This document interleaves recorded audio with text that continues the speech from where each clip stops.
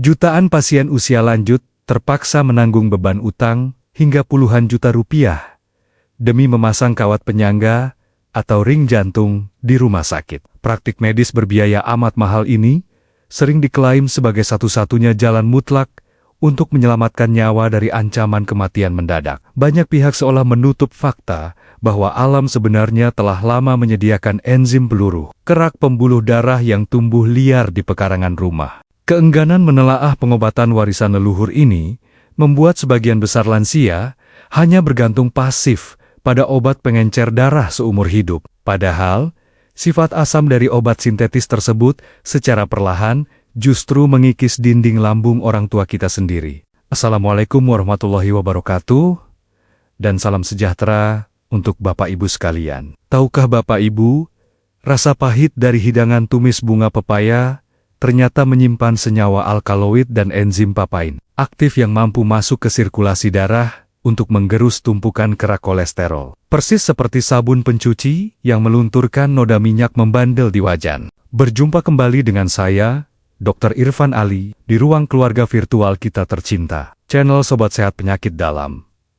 Sebelum kita membedah mekanisme bunga pepaya ini, silakan Bapak Ibu tekan tombol subscribe sekarang juga, agar tidak terlewatkan informasi kesehatan jantung dari saya. Sebagai bentuk perkenalan, saya memohon Bapak Ibu untuk menuliskan pernyataan, "Saya ingin jantung saya ringan kembali," di kolom komentar, lalu tambahkan dari kota mana Bapak Ibu menyimak. Tanpa bertele-tele lagi, silakan siapkan segelas air putih, bersuhu ruangan atau camilan sehat, seperti singkong rebus. Carilah posisi duduk bersandar yang paling nyaman. Dan mari kita mulai kelas kesehatan kita hari ini. Mari kita mulai pelajaran hari ini dengan mempelajari anatomi pembuluh darah jantung kita melalui sebuah perumpamaan. Bayangkan pembuluh darah arteri koroner. Bapak Ibu itu persis seperti jaringan selang air utama di rumah yang sudah dipakai selama lebih dari 60 tahun. Saat selang itu masih baru, dinding bagian dalamnya licin, elastis, dan air mengalir deras menembus masuk tanpa hambatan. Namun, seiring berjalannya waktu, aliran darah setiap detiknya membawa tumpukan molekul lemak jahat, sisa gula darah yang lengket, dan partikel kalsium. Zat-zat kotor ini perlahan-lahan mengendap dan menempel kuat di dinding bagian dalam selang tersebut. Lama-kelamaan, endapan kotoran itu mengeras menjadi plak atau kerak batu yang tebal. Selang pembuluh darah yang tadinya lentur, kini berubah menjadi kaku, dan lubangnya menyempit drastis, hanya menyisakan celah kecil. Kerak mengeras inilah yang secara medis kami sebut sebagai plak aterosklerosis. Pertama, mari kita bahas terjadinya proses kelaparan otot jantung atau iskemia yang memicu rasa tercekik di ruang dada. Saat pembuluh koroner menyempit terhalang kerak, volume aliran darah pembawa oksigen ke otot jantung menurun tajam. Saat Bapak Ibu rebahan santai, sisa aliran darah mungkin masih cukup. Namun, saat mulai beraktivitas fisik ekstra, seperti berjalan agak cepat atau menyapu halaman, mesin otot jantung otomatis berdetak lebih kencang, menuntut pasokan oksigen berlipat ganda. Karena pipanya menyempit terhalang kerak, darah segar tidak bisa dipompa masuk memenuhi permintaan. Akibatnya, sel-sel otot jantung mengalami kelaparan oksigen akut. Proses seluler inilah yang memicu saraf dada mengirimkan sinyal rasa sakit luar biasa ke otak, membuat dada kiri terasa ditindih balok beton yang berat, diiringi keringat dingin sebesar biji jagung. Kedua, terbentuknya gumpalan darah pembeku akibat robeknya lapisan plak kolesterol. Tumpukan kerak kolesterol di dinding pipa itu memiliki selaput penutup yang rapuh dan mudah retak. Ketika tiba-tiba tekanan darah melonjak drastis akibat emosi marah atau terkejut, aliran darah bertekanan tinggi ini bisa menyapu dan merobek selaput pelindung tersebut. Begitu cairan lemak busuk di dalamnya tumpah terekspos ke aliran sirkulasi darah. Sumsum tulang akan secara otomatis mengirimkan ribuan keping sel darah pembeku bernama trombosit untuk menambah luka robekan di dalam pipa tersebut. Pasukan tambalan ini justru akan membentuk bongkahan gumpalan darah padat yang menyumbat total sisa celah sempit pembuluh darah tadi. Terjadilah sumbatan mampet 100% di mana tidak ada satu tetes pun darah yang mengalir, yang kita kenal sebagai serangan jantung mendadak. Ketiga, terjadinya ancaman efek samping pendarahan organ pencernaan akibat ketergantungan mutlak pada obat medis pengencer darah. Obat pengencer darah memang sangat berjasa pada fase kritis serangan. Namun, mekanisme kerja kimia obat ini adalah dengan menghambat produksi selaput lendir pelindung tebal di dalam dinding lambung. Karena dihambat setiap hari selama bertahun-tahun, dinding lambung lansia menjadi sangat tipis. Cairan asam lambung akan dengan mudah memakan dan mengikis daging dinding lambungnya sendiri. Proses ini menciptakan luka tukak lambung terbuka yang sangat perih, yang menjelaskan mengapa pasien jantung seringkali harus masuk rumah sakit kembali karena muntah darah berwarna hitam pekat. Melihat betapa berbahayanya ancaman dari sumbatan kerak pembuluh darah ini, kita diwajibkan untuk mulai menyeimbangkan terapi medis dengan membongkar kerak kolesterol tersebut dari dalam secara botani. Rahasia farmakologi pemecah lemak pembuluh darah ini bersarang di dalam seikat bunga pepaya jantan. Bunga pepaya menyimpan senyawa alkaloid bernama karpain dan kandungan enzim proteolitik papain berdosis tinggi. Begitu sayuran bunga pahit ini dikunyah dan masuk ke lambung, enzim papain akan langsung bekerja mengikat cairan asam empedu di dalam usus, lalu membuangnya keluar tubuh bersamaan dengan tinja. Asam empedu sejatinya terbuat dari kolesterol. Karena asam empedunya banyak yang terbuang di usus, organ hati menyadari bahwa ia kekurangan cairan empedu. Organ hati ini terpaksa harus menyedot dan membongkar tumpukan kolesterol jahat di dalam aliran sirkulasi darah pembuluh jantung untuk digunakan sebagai bahan baku utama memproduksi cairan empedu yang baru. Melalui proses inilah, endapan kerak kolesterol yang menempel di dinding pembuluh darah perlahan-lahan akan digerus dan menipis dengan sendirinya tanpa perlu disayat oleh pisau operasi. Selanjutnya, mari kita masuk pada panduan tata cara meracik tumisan obat perontok kerak pembuluh darah ini dengan tingkat presisi pengolahan yang sempurna. Pertama, silakan Bapak Ibu berbelanja ke pasar tradisional di pagi hari dan membeli sekitar 200 gram bunga pepaya jantan segar yang kondisinya masih kuncup. Ciri bunga pepaya jantan sangat mudah dikenali. Bentuk tangkainya panjang menjuntai, dengan rumpun bunga bergerombol yang kelopaknya memanjang menyerupai trompet kecil. Petik bunga ini dari tangkainya, lalu cuci bersih tuntas semua kelopaknya di bawah air mengalir. Untuk mengurangi rasa pahit yang terlalu menusuk lidah tanpa merusak zat penyembuhnya, kita akan menggunakan teknik belansir. Panaskan air mineral di dalam panci stainless steel terpisah. Tunggu sampai air tersebut benar-benar meletup, mendidih bergulak sangat kencang. Setelah air mendidih maksimal, masukkan bunga pepaya tadi ke dalam panci. Bapak Ibu bisa menambahkan 3 lembar daun jambu biji segar yang diremas ke dalam rebusan tersebut sebagai pengikat getah pahitnya. Rebuslah campuran tersebut di atas api sedang selama waktu yang sangat ketat, yaitu cukup antara 3 hingga maksimal 5 menit saja. Memanaskan lebih dari 5 menit akan mematikan enzim papain yang sangat sensitif terhadap suhu. Tepat saat menit kelima berakhir, segera matikan api, angkat saring bunga tersebut, dan langsung siram bilas dengan segelas air es yang sangat dingin. Guyuran kejut air es ini berfungsi menghentikan proses pemanasan seketika agar warna hijaunya terkunci dan struktur enzimnya selamat. Tahap berikutnya, siapkan irisan tipis dari 3 siung bawang merah segar. Kemudian memarkan lalu cincang halus 2 siung bawang putih tua yang kaya akan molekul penurun darah tinggi bernama alicin. Potong dadu 1 buah tomat merah matang, karena tomat yang dimasak akan mengeluarkan cairan likopen untuk melenturkan pembuluh darah. Siapkan wajan teflon anti lengket. Tuangkan maksimal 2 sendok makan minyak zaitun atau minyak kelapa murni yang bening. Aturan keras pantangan pengobatan ini. Jangan pernah menggunakan minyak goreng kelapa sawit,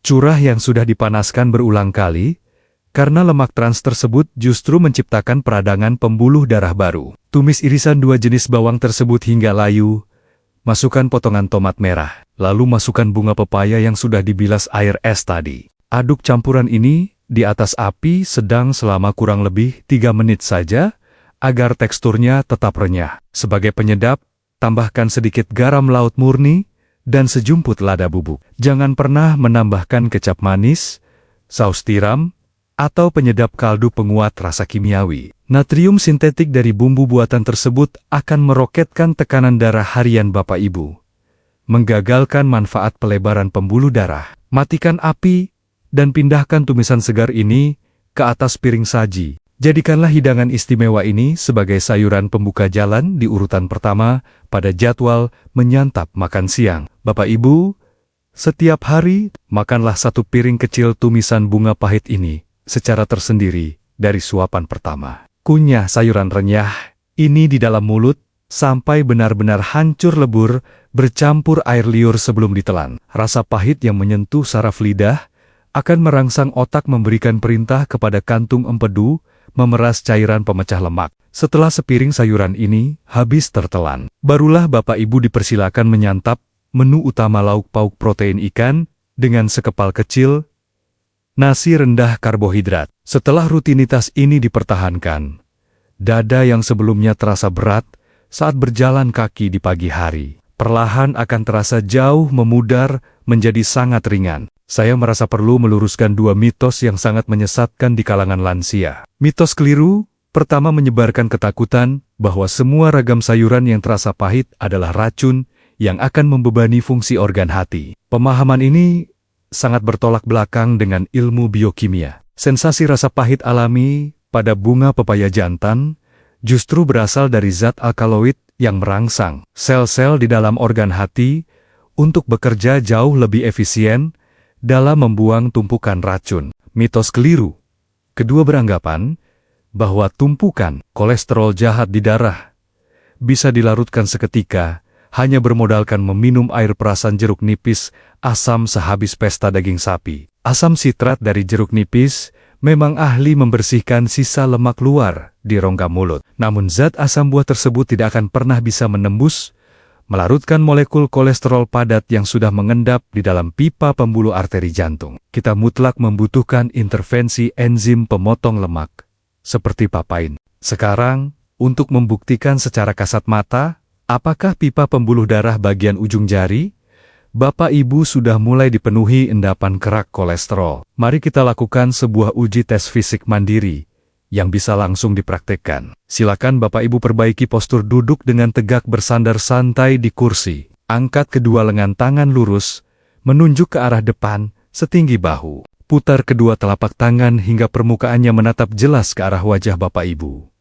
Sekarang, kepalkan kencangkan genggaman kelima jari tangan Bapak Ibu dengan tenaga dorongan yang sangat kuat. Jepit urat jari seolah-olah sedang meremas bola karet yang keras. Tahan kepalan ketegangan yang membuat telapak tangan memucat itu selama hitungan jarum detik. Waktu 5 detik penuh. Di dalam hati, setelah detik kelima berlalu, relaksasikan tenaga dan segera bentangkan buka lebar kelima jari telapak tangan Bapak Ibu secara spontan, secepat mungkin. Perhatikan perubahan warna di permukaan telapak tangan Bapak Ibu. Apakah permukaan telapak tangan yang memutih, pucat tadi membutuhkan waktu yang sangat lambat, yakni lebih dari 3 detik, untuk perlahan kembali merona menjadi warna merah muda segar. Selanjutnya, silakan raba persendian ujung jari kaki Bapak Ibu sendiri. Apakah kulitnya terasa sangat dingin membeku, seperti balok es, padahal ruangan sedang hangat terik? Jika darah mengalir sangat lambat untuk kembali merona di telapak tangan, dan jari kaki sering terasa dingin kesemutan, ini adalah bukti otentik dari tubuh bahwa sistem jaringan sirkulasi pembuluh darah Bapak Ibu sudah mengalami blokade penyempitan plak kolesterol. Membahas mengenai bahaya meremehkan keluhan fisik, penyumbatan aliran darah ini. Saya teringat sebuah rekam medis nyata dari salah seorang pasien lansia, rujukan di ruang praktik saya. Sebut saja Pak Suryo, seorang pensiunan berusia 65 tahun. Pak Suryo memiliki catatan kelam berupa hobi menyantap hidangan bersantan kental dan olahan jeroan usus babat paru kambing secara rutin sejak usia muda. Sekitar setahun sebelum serangan puncaknya terjadi, beliau sebenarnya sudah mulai mengeluhkan perasaan dada bagian kiri yang terasa dihimpit berat menyesakkan, selalu diiringi keringat dingin.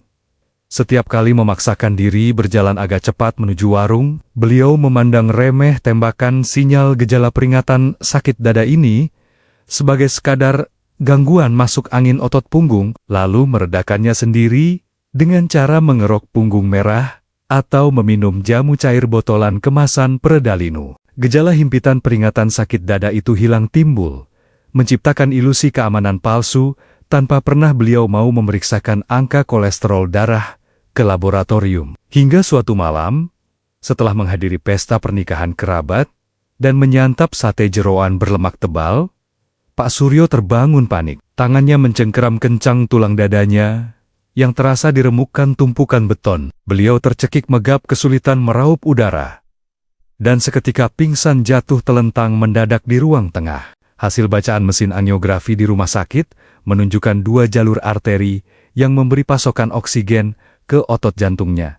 Terbukti tertutup rapat oleh kerak plak kolesterol batu hingga menyentuh angka sumbatan 90%.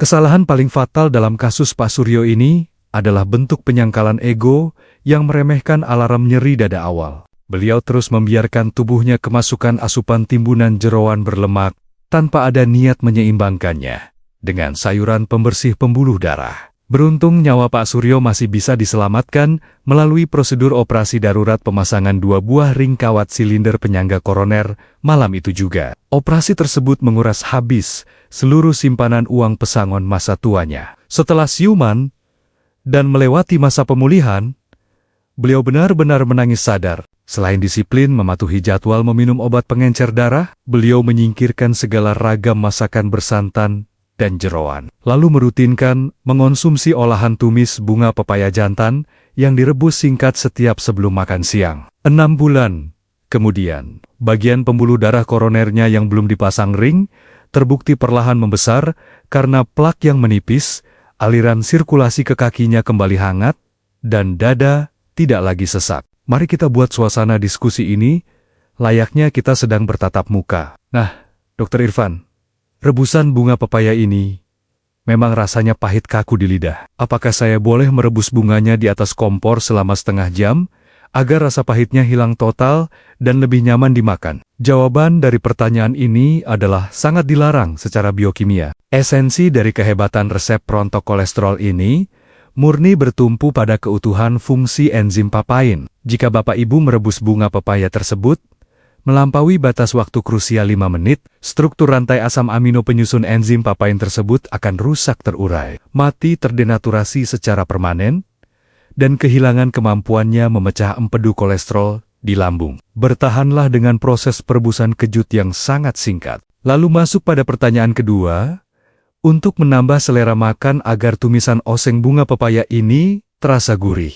Apakah saya diperbolehkan saat menumis menambahkan taburan ikan teri asin kering, tangkapan laut ke dalam wajan masakan? Jawabannya adalah sama sekali tidak boleh digabungkan. Ikan teri asin kering laut adalah produk yang telah melalui proses pengawetan dengan penumpukan kristal natrium klorida yang sangat tinggi. Tujuan kita memakan bunga pepaya ini adalah untuk membuat dinding pembuluh darah jantung kembali lentur rileks. Jika Bapak Ibu sengaja memasukkan bahan ikan asin bertekanan natrium pekat tersebut akan diserap oleh darah, memaksa tubuh menahan air, dan langsung menaikkan volume tekanan darah arteri koroner secara mendadak. Hal ini membatalkan 100% manfaat pelebaran pembuluh darah. Pertanyaan ketiga, jika hari ini saya merutinkan memakan menu sayuran tumis bunga pepaya ini, apakah besok pagi, dada saya yang sesak berat ini langsung sembuh total, dan sumbatan kerak kolesterol keras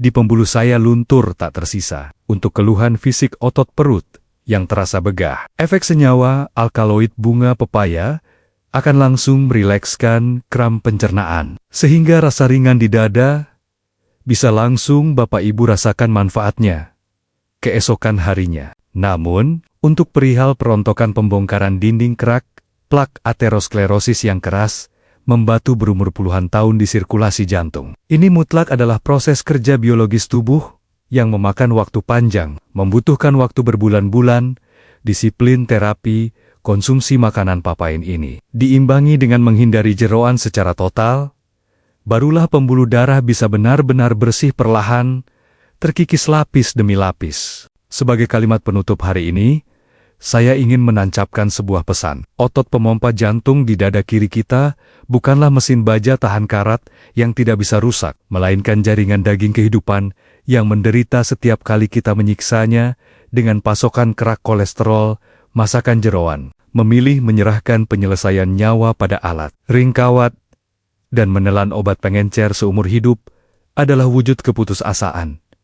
Bangkitlah menghargai farmasi hijau semesta. Manfaatkan ketangguhan enzim perontok lemak tersembunyi dari bunga pepaya jantan ini untuk perlahan menyapu kerak di dalam pipa sirkulasi nadi Bapak Ibu. Jadikanlah penjabaran ilmu berharga dan pedoman takaran resep ini sebagai sedekah jariah. Silakan tekan tombol bagikan ikon panah melengkung di layar bawah ini. Kirimkan tautan tayangan video ini ke grup WhatsApp keluarga besar atau perkumpulan pensiunan. Mungkin saja dengan sentuhan kepedulian Bapak Ibu, ada seorang lansia di sudut kota yang mendapatkan petunjuk menemukan obat pencegahan murah, berhasil mencairkan kolesterol koronernya, terbebas dari ancaman sayatan pisau bedah, dan kembali bernapas lega. Tanpa berlama-lama lagi, mari kita tutup pertemuan ini. Mari kita menundukkan kepala, memejamkan mata, dan memanjatkan doa berserah diri yang paling tulus. Ya Tuhan,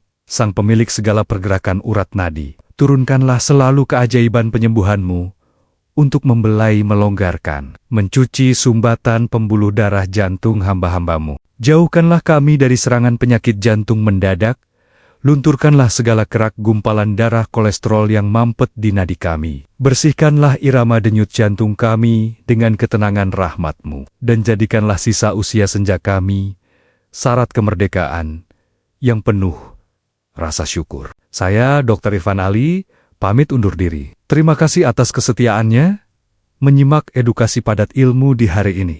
Wassalamualaikum warahmatullahi wabarakatuh. Salam sehat, detak jantung lancar mengalir, dan sampai berjumpa di video edukasi kesehatan berikutnya.